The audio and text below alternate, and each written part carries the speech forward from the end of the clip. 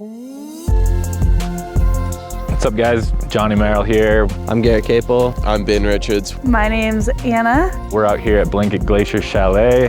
Just got done with a week of ski touring on the new line Vision.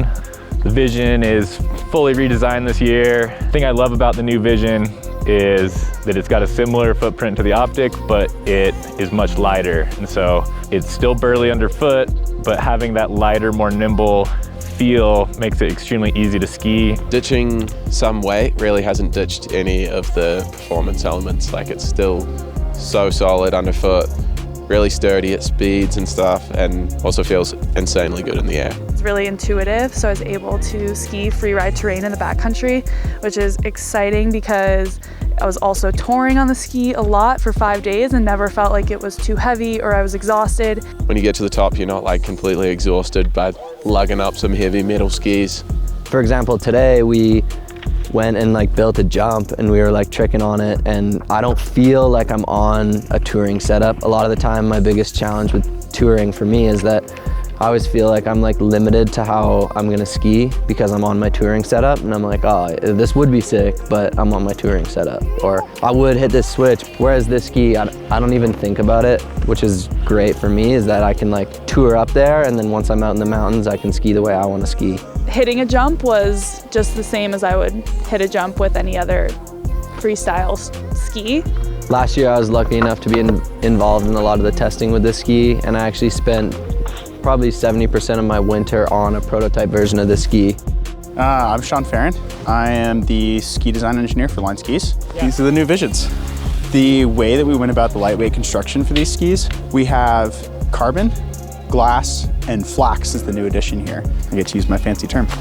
It's a quasi-isotropic layer. So just like Titanol is an actual isotropic layer where any way you bend Titanol, it's the same flex. This quasi-isotropic THC layer is the same stiffness any direction you bend it. You're shredding pow, you're having fun, you hit chunder, and the whole ski is really quiet and doesn't fully chatter out on you because that THC layer is gonna absorb that chunder bit.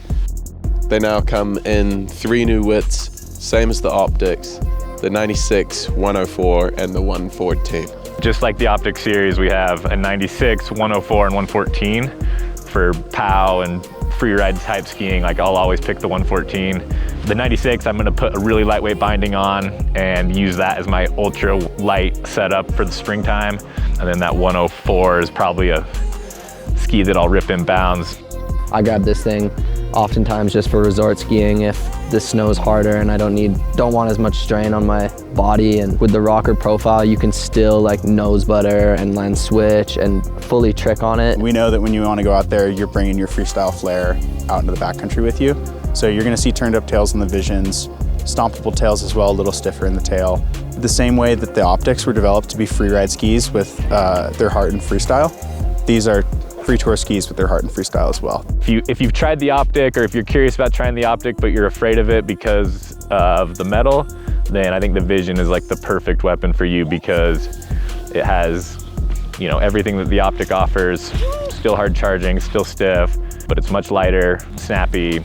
Kind of more forgiving, slightly more playful, softer, lighter. It's the most versatile touring ski I've ever been on. I think everyone's gonna be fired up on this new Vision. It's literally everything that the Optic offers in a much lighter package.